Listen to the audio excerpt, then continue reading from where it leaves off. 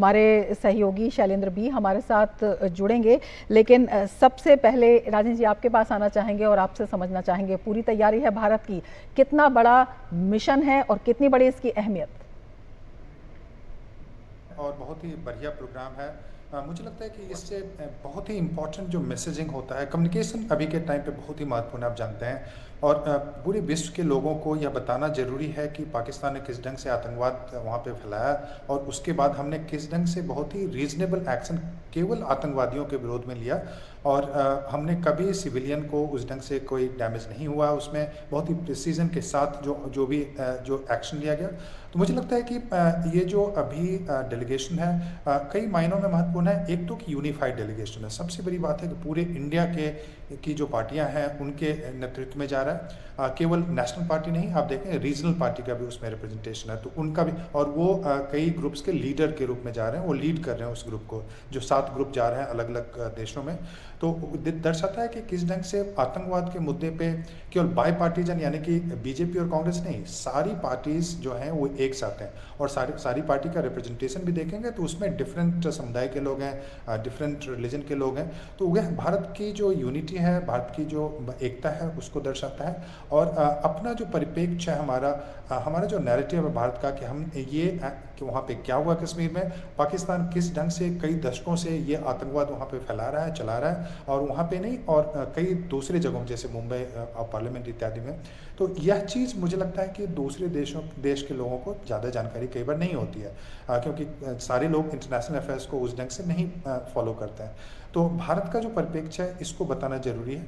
और अभी अभी भारत का जो परिप्रेक्ष्य है उसको दूसरे देश भी वहाँ पे सुनने के लिए तैयार है। वो चाहते हैं कि भारत का क्या इश्यूज है कश्मीर को लेके, पाकिस्तान को लेके, तो उस परिप्रेक्ष्य को रखना जरूरी है। और पाकिस्तान के जो नैरेटिव्स हैं, आप जानते हैं कि शीत युद्ध के समय पाकिस्तान अपनी नैरेटिव अंतर्राष्ट्रीय जो संस्थाएं थे उसके माध्यम से काफ़ी मजबूत किया हुआ था, तो वो अब ध्वस्त होता दिख रहा है।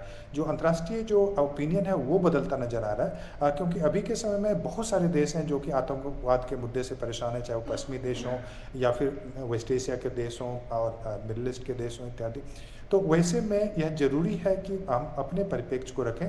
और इस ढंग की घटना, इस ढंग के जो डेलीगेशन हैं भारत ने पहले भी भेजे थे। मैं अगर इतिहास की बात करूं केवल 1 मिनट में, तो अटल बिहारी वाजपेयी को भेजा गया था जब नरसिम्हा राव की सरकार थी 1994 में।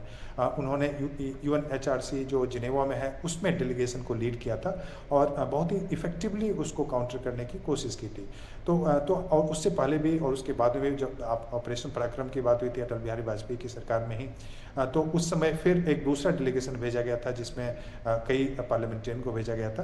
तो उस समय अभी मुझे लगता है कि अंतर्राष्ट्रीय ओपिनियन में भारत का जो एक आउटरीच है, भारत की जो पहुंच है, उसको और भी मजबूत करने की जरूरत है। और उस हिसाब से मैं देखूं तो ये बहुत ही महत्वपूर्ण कदम है, और इस महत्वपूर्ण कदम को आगे भी बढ़ाने की जरूरत है। मैं बता दूं एक और एग्जाम्पल की, जैसे रूस का जो युद्ध शुरू हुआ था तो हमारे यूनिवर्सिटीज़ में भी हर एक दूसरे सप्ताह में कोई ना कोई डेलीगेशन रूस से आ रहा था और अपने नैरेटिव को बताने की कोशिश कर रहा था।